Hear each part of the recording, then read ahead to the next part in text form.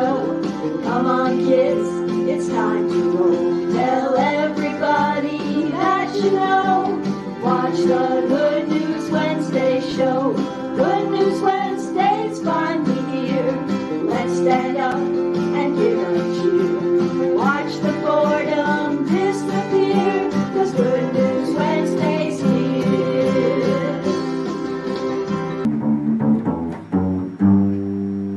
Hi, Karen Donovan with the Donovan team, bringing you another episode of Keeping in Tune with the Market, designed to bring relevant real estate information to buyers, sellers, and realtors to help you keep in tune with the market.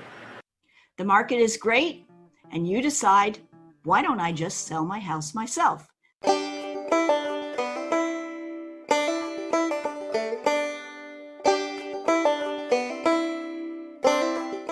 So you put a sign up, you put some ads on the internet, and away you go. Amazing things happen. People start driving by.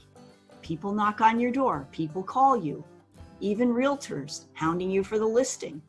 Then you get some buyers that come by and they seem pretty serious until you find out that they don't have any credit and they'd like you to hold the mortgage. And then comes the day that your neighbor knocks on your door and says, will you sell your home to my children at a discount because they don't have very much money? It can be very frustrating. Should you give up on your dream of selling your home yourself?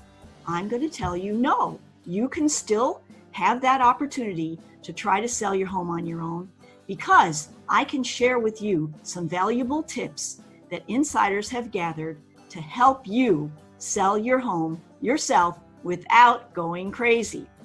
Make sure, number one, that your home is marketed effectively. Many realtors place their homes on Realtor.com, Zillow, and the MLS for their best results. However, successful realtors also place their home on about 46 other websites. As statistics show, over 92% of people start their search on the internet.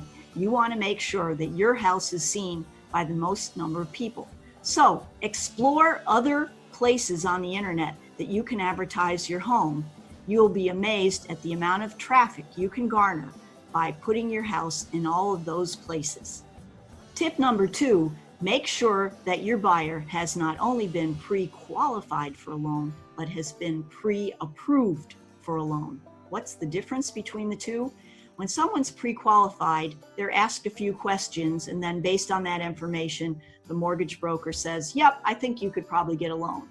Whereas a pre-approval, the people have actually made the full loan application and gone through the entire process, including not only checking their credit and their income, but checking their tax returns and other documents that are needed in order to cross all the T's and dot all the I's.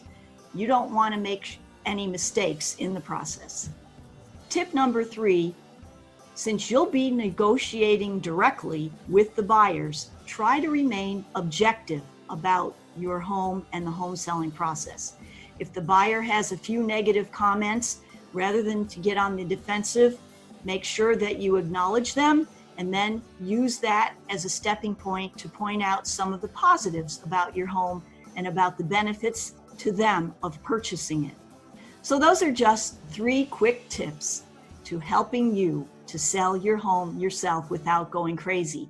If you'd like to get the other 7 insider tips to helping you sell your home, just give me a call at 1-800-822-1222 or send me a quick email to the address below, and we'll be happy to get that information right out to you. In the meantime, don't give up, and remember, keep in tune with the market and make it a great day.